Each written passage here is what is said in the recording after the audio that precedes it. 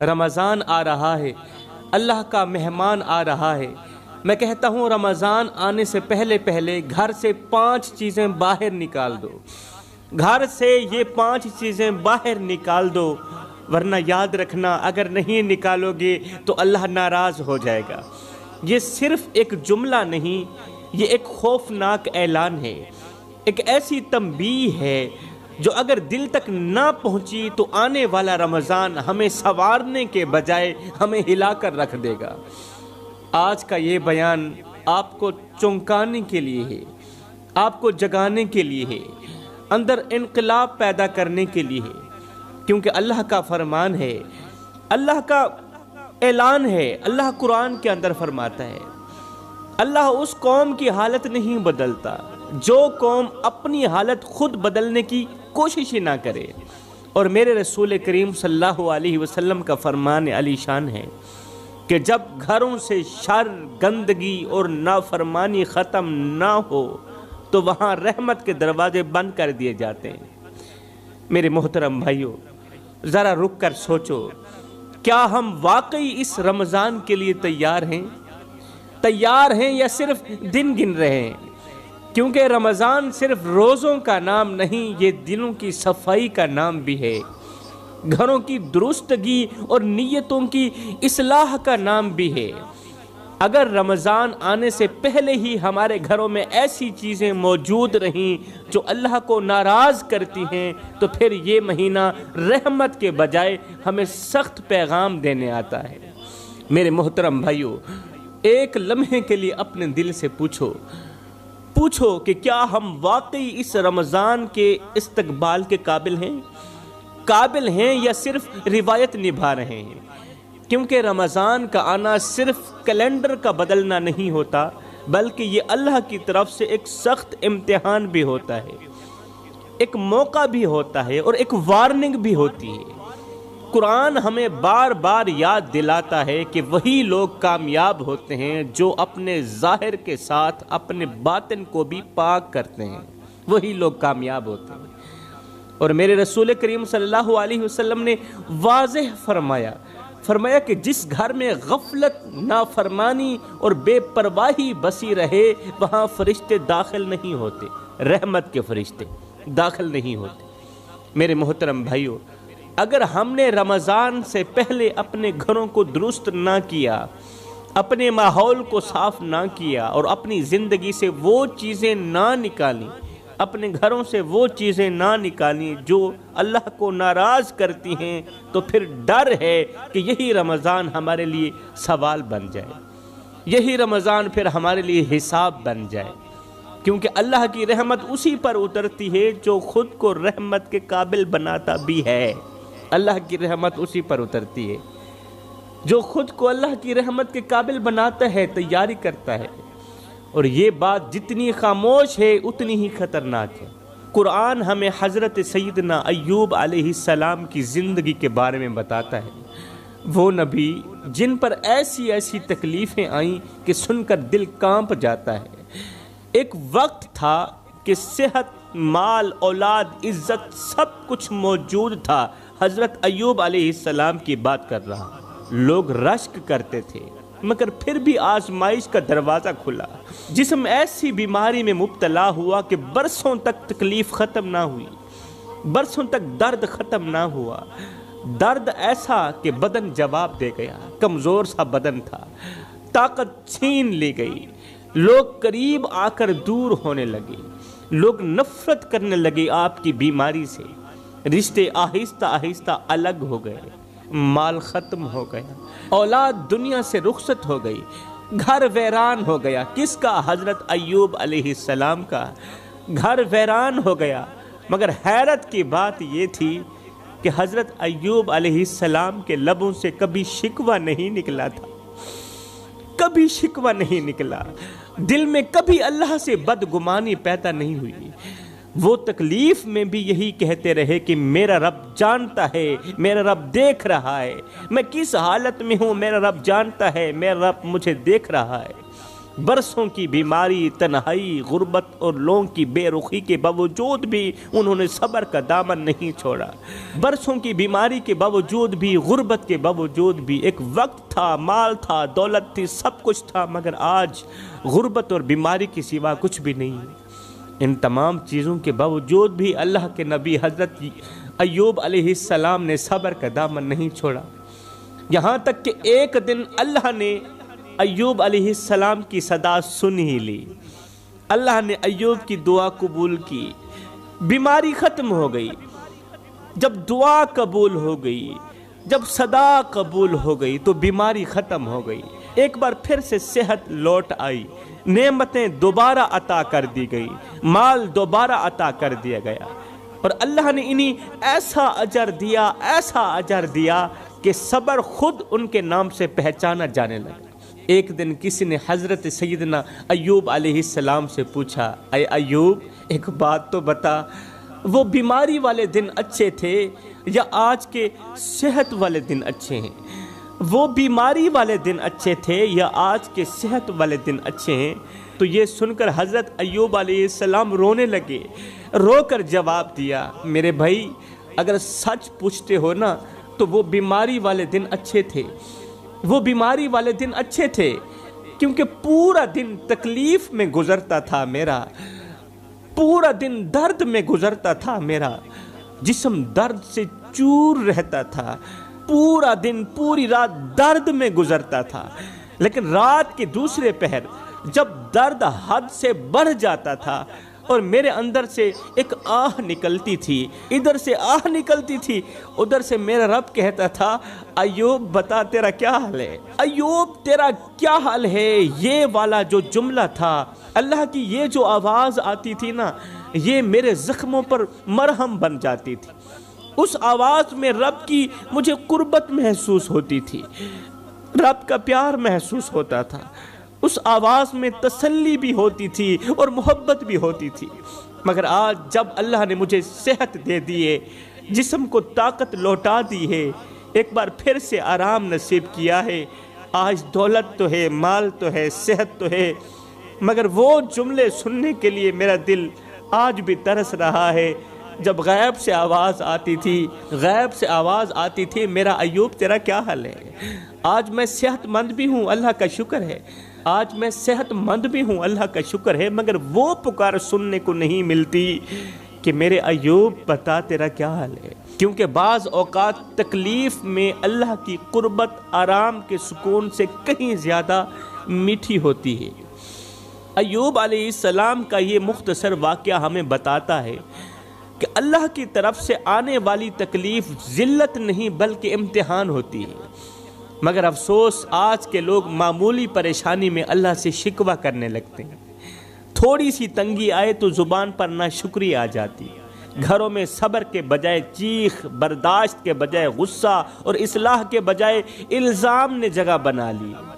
اگر ہم واقعی اپنی زندگیوں کو درست کرنا چاہتے ہیں تو ہمیں حضرت ایوب علیہ السلام کی زندگی سے یہ سیکھنا ہوگا کہ تکلیف آئے تو رب سے ٹوٹیں، آزمائش بڑھے تو صبر نہ چھوڑیں، کیونکہ اللہ آخر کار اسی بندے کو بلند کرتا ہے جو حالات میں نہیں بلکہ اللہ پر یقین رکھتا ہے، برے حالات میں بھی اللہ پر یقین رکھتا ہے۔ حضرت ایوب علیہ السلام کی زندگی کے ساتھ ساتھ قرآن ہمیں حضرت یوسف علیہ السلام کی زندگی کا باب بھی دکھاتا ہے، ایک ایسا باب جس میں صبر بھی ہے اور دھوکہ بھی ہے، آزمائش بھی ہے اور اللہ کی خفیہ تدبیر بھی ہے۔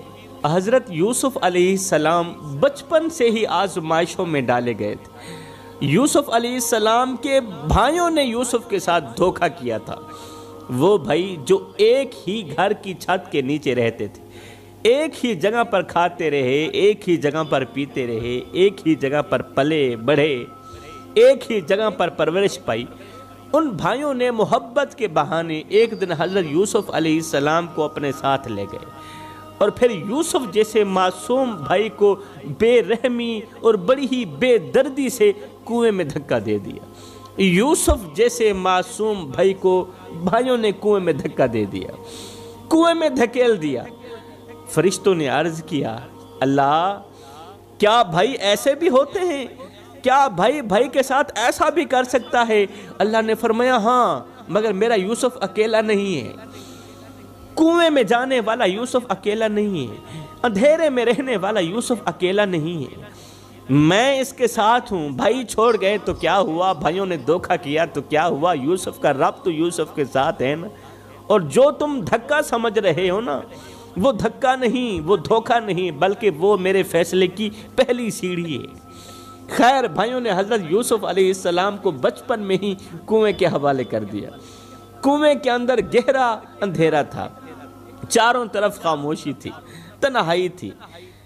ایک طرف تنہائی، اوپر سے اپنوں کی بے بسی، اپنوں کا ارمان۔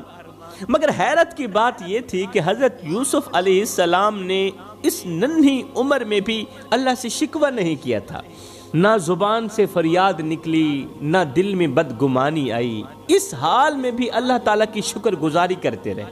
پھر کچھ مسافروں نے پانی نکالنے کے لیے کنویں میں ڈول ڈالا۔ جب انہوں نے کنویں میں ڈول ڈالا تو حضرت یوسف علیہ السلام اس ڈول کے ساتھ لٹک کرنا، اس ڈول کو پکڑ کر کنویں سے باہر آ گئے۔ مسافروں نے یوسف علیہ السلام کو ایک غلام سمجھا اور مصر کے بازار میں لے گئے۔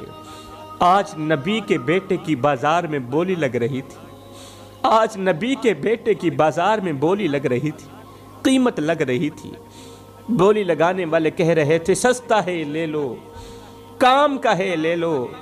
یوسف علیہ السلام کی آنکھیں جھکی ہوئی تھیں، وہ اپنی لگائی گئی بولی سن رہے تھے اور دل ہی دل میں کہہ رہے تھے کہ یا اللہ، اگر تو اس حال میں راضی ہے تو پھر تیرا یوسف بھی تیری رضا پر راضی ہے۔ باہر سے یوسف علیہ السلام کی بولی لگ رہی تھی، اندر سے یوسف علیہ السلام سوچ رہے تھے کہ میرا باپ مجھے ڈھونڈ رہا ہوگا، میرا باپ مجھے ڈھونڈ رہا ہوگا۔ وہ تو جب تک مجھے دیکھتا نہیں تھا اس کا دل چین نہیں پاتا تھا، آج میرا باپ دروازے پر بیٹھا میرا انتظار کر رہا ہوگا۔ اسے نہیں پتا ہوگا کہ اس کے شہزادے کی مصر کے بازار میں بولی لگ رہی ہے۔ یوسف علیہ السلام سوچ رہے تھے کہ کاش میرے باپ کو کوئی جا کر اتنا کہہ دے کہ تیرا بیٹا ابھی زندہ ہے، پریشان نہ ہونا ابا۔ جا کر کوئی اتنا کہہ دے کہ پہلے میں کنویں میں تھا، اب میں بازار میں ہوں، لیکن ابھی بھی میرا رب میرے ساتھ ہے، میرے رب نے مجھے اکیلا نہیں چھوڑا۔ باہر بولی لگ رہی تھی، اندر سے جناب یوسف علیہ السلام کے دل نے چاہا کہ چیخ کر ان نادانوں کو کہہ دوں، بتا دوں کہ میں یوسف ہوں، یعقوب کا بیٹا ہوں، مگر پھر بھی رب کی رضا بھول نہیں پا رہی تھی۔ یوسف علیہ السلام نے دل ہی دل میں بس اتنا کہا کہ اے میرے رب، تو میرے باپ کے دل کو ویسے تھام لینا جیسے تو نے مجھے کنویں کے اندھیرے میں تھام لیا ہے۔ یوسف علیہ السلام صبر پہ صبر کرتے رہے۔ بھائیوں نے دکھ دیا، آپ نے صبر کیا، بھائیوں نے دھوکہ کیا، آپ نے صبر کیا، غلاموں کی طرح بازار میں بیچے گئے، آپ نے صبر کیا۔ پھر وقت نے قید خانے میں ڈال دیا یوسف کو، قید خانوں کی سلاخوں کے پیچھے بھی آپ نے صبر کیا۔ برسوں گزر گئے، آپ نے صبر کیا، اور پھر ایک دن اللہ نے صبر کا فیصلہ سنا ہی دیا۔ وہی یوسف جو کل تک کنویں میں تھا، آج مصر کے تخت کا بادشاہ بنا بیٹھا تھا، اور مصر کے تخت پر بٹھا کر اللہ نے دکھا دیا کہ صبر کرنے والا نیچے نہیں بیٹھتا، صبر کرنے والا تخت پر بیٹھتا ہے۔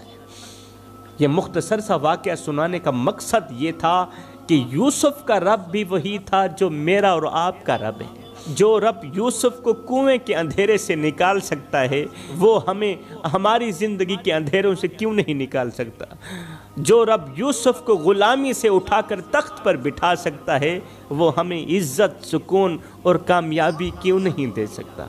بے شک وہ سب کچھ کر سکتا ہے، طاقت میں کوئی کمی نہیں، خزانے میں کوئی کمی نہیں۔ کمی اگر ہے تو ہمارے ایمان میں ہے، کمی اگر ہے تو ہمارے صبر میں ہے، ہمارے یقین میں ہے۔ آج کے لوگ چاہتے ہیں کہ کنواں بھی نہ ہو اور تخت بھی مل جائے، آزمائش بھی نہ آئے اور اجر بھی پورا مل جائے۔ ذرا سی تکلیف آئے تو شکوہ زبان پر آ جاتا ہے، تھوڑی سی دیر ہو جائے تو اللہ سے بدگمانی شروع ہو جاتی ہے۔ ہم یوسف جیسی بادشاہت تو چاہتے ہیں، مگر یوسف جیسا صبر نہیں چاہتے۔ یہی وجہ ہے کہ زبان پر ایمان لانے کے باوجود بھی دل گھبرایا ہوا ہے۔ اگر آج ہم واقعی بدلنا چاہتے ہیں تو ہمیں یہ ماننا ہوگا کہ جو محنت اور صبر کرتا ہے اللہ تعالیٰ اس کی جزا ضرور دیتا ہے، اجر ضرور دیتا ہے۔ جو اللہ تعالیٰ کے احکامات کی پیروی کرتا ہے اللہ تعالیٰ اس کا اجر ضرور دیتا ہے۔ میرے محترم بھائیو، اب چلتے ہیں اپنے مختصر سے سبق کی طرف۔ میں کہتا ہوں کہ رمضان آنے سے پہلے پہلے اپنے گھر سے یہ 5 چیزیں نکال دو، ورنہ یاد رکھنا اللہ کی رحمت تمہارے لیے زحمت بن سکتی ہے۔ کیونکہ رمضان صرف روزوں کا نام نہیں، یہ دلوں کی صفائی کا نام بھی ہے، گھروں کی اصلاح کا نام بھی ہے، اور نیتوں کی درستگی کا نام بھی ہے۔ اگر گھر کے اندر وہ 5 چیزیں موجود رہیں جو اللہ کو ناپسند ہیں تو پھر روزے نہیں رہتے، بلکہ صرف بھوک بن کر رہ جاتے ہیں، اور عبادتیں اپنا اثر کھو دیتی ہیں۔ لوگ یہ سمجھتے ہیں کہ رمضان آتے ہی سب کچھ خود بخود ٹھیک ہو جائے گا، جب اللہ کی رحمت برسے گی نا تو پھر سب کچھ خود بخود ٹھیک ہو جائے گا۔ حالانکہ حقیقت یہ ہے کہ رمضان بدلنے آتا ہے، رمضان بدلنے آتا ہے، مگر وہی بدلتا ہے جو بدلنے کی تیاری میں ہو، جو خود بھی بدلنا چاہے۔ اگر ہم نے رمضان سے پہلے اپنے گھروں کا محاسبہ نہ کیا، اپنے ماحول کو درست نہ کیا، اور ان چیزوں کو نہ نکالا جو اللہ کی ناراضگی کا سبب بنتے ہیں، تو ڈر ہے کہ وہ مہینہ جو رحمت بن کر آتا ہے ہمارے لیے بوجھ نہ بن جائے۔ کیونکہ اللہ کی رحمت وہاں اترتی ہے جہاں دل جھکے ہوں۔ میرے محترم بھائیو، رمضان آ رہا ہے، اللہ کا مہینہ آ رہا ہے، اور مہمان کا استقبال ہمیشہ تیاری سے کیا جاتا ہے، صاف دل سے کیا جاتا ہے، صاف نیت سے، صاف گھر سے کیا جاتا ہے۔ اب سوال یہ ہے کہ استقبال کیسے کیا جائے؟ میں کہتا ہوں اپنے گھروں سے یہ 5 چیزیں نکال دو، اور ان 5 چیزوں میں سے پہلی چیز ہے گھروں کے اندر موجود لڑائی جھگڑا، تلخ کلامی، کینہ اور حسد۔ پہلی چیز، گھروں کے اندر یہ جو لڑائی جھگڑا ہے نا، یہ تلخ کلامی ہے، یہ جو کینہ ہے نا، یہ نکال دو۔ جس گھر میں روز جھگڑا ہو، جہاں بات بات پر آوازیں بلند ہوں، جہاں دلوں میں ایک دوسرے کے لیے کڑواہٹ بھری ہو، وہاں رحمت نہیں ٹھہر پاتی، وہاں رحمت کے فرشتے نہیں ٹھہر پاتے۔ ایسے گھروں میں عبادت بوجھ بن جاتی ہے، روزے تو رکھے جاتے ہیں مگر دل کو سکون نہیں ملتا، دعا مانگی جاتی ہے مگر اثر محسوس نہیں ہوتا۔ آج کتنے لوگ ہیں جو کہتے ہیں ہم نماز پڑھتے ہیں مگر دل کو سکون پھر بھی نصیب نہیں ہوتا، روزہ رکھتے ہیں مگر دل پھر بھی بے چین رہتا ہے، بے قرار رہتا ہے، ایسا لگتا ہے جیسے رب ہمیشہ کے لیے ناراض ہو گیا۔ اصل میں یہ وہی لوگ ہوتے ہیں جو مسجد میں جا کر نماز پڑھتے ہیں مگر جیسے ہی گھر میں داخل ہوتے ہیں تو فرعون جیسے بن جاتے ہیں، بیوی سے لڑائی کرتے ہیں، جھگڑا کرتے ہیں، بچوں پر چیختے ہیں، بچوں کو ڈانٹتے ہیں، بھائیوں سے جھگڑا کرتے ہیں، دوسروں کو خود سے کم تر سمجھتے ہیں، اور خود کو دوسروں سے، اپنی فیملی سے، اپنے بڑوں سے بھی بڑا سمجھتے ہیں۔ گھر کو عبادت گاہ کے بجائے میدان جنگ بنا دیتے ہیں۔ ایسے لوگ یہ بھول جاتے ہیں کہ رب صرف مسجد میں نہیں، رب گھر کے اندر بھی دیکھ رہا ہوتا ہے۔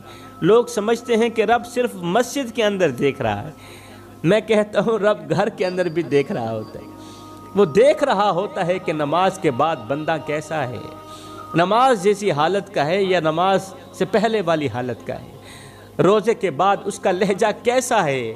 حقیقت یہ ہے کہ جو رب سے سکون مانگتے ہیں انہیں سب سے پہلے اپنے گھر کو سکون دینا ہوتا ہے، اور سکون دینا بھی چاہیے، کیونکہ جس گھر میں چیخیں ہوں وہاں رحمت نہیں ٹھہر پاتی، اور جس دل میں نفرت ہو وہاں اللہ کی یاد اثر نہیں کرتی۔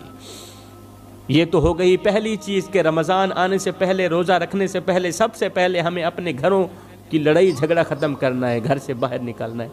اور دوسری چیز جو گھر سے نکالنی ہے وہ ہے دلوں میں چھپی ہوئی نفرت، اور دوسری چیز جو ہم نے اپنے گھر سے نکالنی ہے وہ ہے دلوں میں چھپی ہوئی نفرت، ضد اور معافی نہ دینے کی عادت۔ یہ چیزیں ہم نے نکالنی ہے، کیونکہ جس دل میں کینہ ہوتا ہے وہاں دعا رک جاتی ہے، اور جس گھر میں ضد ہوتی ہے وہاں رحمت نہیں ٹھہر پاتی۔ تیسری چیز جو ہم نے نکالنی ہے وہ ہے گھروں کے اندر گناہوں کی عادتیں۔ چاہے وہ زبان کے گناہ ہوں، موبائل کے ذریعے آنے والی نافرمانیاں ہوں، یا وہ کام جو تنہائی میں کیے جاتے ہوں اور اللہ کو ناراض کرتے ہوں، کیونکہ جس گھر میں گناہ معمول بن جاتے ہیں وہاں عبادت اپنا اثر کھو دیتی ہے۔ چوتھی چیز جو ہم نے نکالنی ہے وہ ہے ناشکری اور ہر وقت شکایت کرتے رہنا، ہر وقت حالات کا رونا روتے رہنا، رزق کا شکوہ کرتے رہنا، رشتوں کی شکایت کرتے رہنا، کیونکہ ناشکری نعمتوں کو روک دیتی ہے اور شکر رحمت کو کھینچ کر لاتا ہے۔ اور پانچویں چیز جو سب سے زیادہ خطرناک ہے جو ہم نے گھر سے نکالنی ہے وہ ہے گھروں سے اللہ کا ذکر ختم ہو جانا، ذکر کا ختم ہو جانا۔ یہ والی جو عادت ہے یہ ہم نے نکالنی ہے، یہ والا جو گناہ ہے یہ ہم نے نکالنا ہے۔ نماز کا بس نام رہ جانا، قرآن کا بند ہو جانا، یہ ہم نے نکالنا ہے، کیونکہ جس گھر میں اللہ کا ذکر نہیں ہوتا وہ گھر زندہ نظر آتا ہے مگر حقیقت میں مردہ ہوتا ہے۔ اس لیے میرے محترم بھائیوں، رمضان آنے سے پہلے اگر ہم نے یہ 5 چیزیں اپنے گھروں سے نکال دیں تو یقین جانیے رمضان ہمارے لیے بھوک نہیں بلکہ نور بنے گا، مشقت نہیں بلکہ رحمت بنے گا، اور عبادت بوجھ نہیں بلکہ سکون بن جائے گی۔ اللہ تعالی ہمیں سکون عطا کرے گا۔ میں دعا کرتا ہوں اللہ تعالی اچھی نصیحتوں پر عمل کرنے کی توفیق عطا فرمائے۔ آمین ثم آمین، وما علینا الا البلاغ المبین۔